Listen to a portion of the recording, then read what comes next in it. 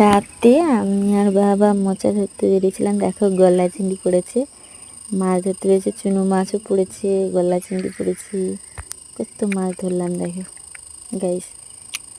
এবার এগুলোকে কেটে কুটে ছাড়িয়ে তারপরে ভাজা করে ভাত খেয়ে নিলাম রাত্রিবেলা।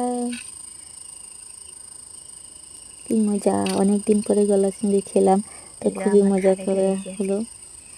গলদা চিংড়ি করতে তো মজাই হলো। দেখো আর ট্যাংরা মাছ, পুঁটি মাছ, কাঁকড়া, চুনো মাছ পড়েছে অনেকটা।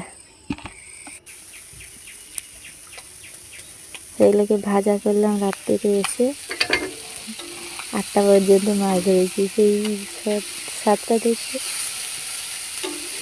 9টা পর্যন্ত মাছ ধরা চলেছে আমার।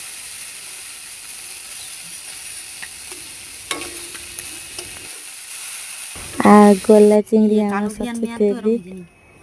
তো নারকেল ছিল না বলে এমনি ভাজা করে খেয়ে নিলাম। মালাইকারি করলে তো দারুণ লাগে গলদা চিংড়ি।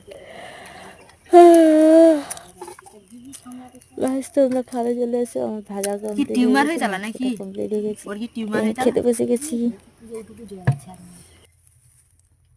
আমি তাড়াতাড়ি করে চ্যান করবো, আজকে বৃহস্পতিবার।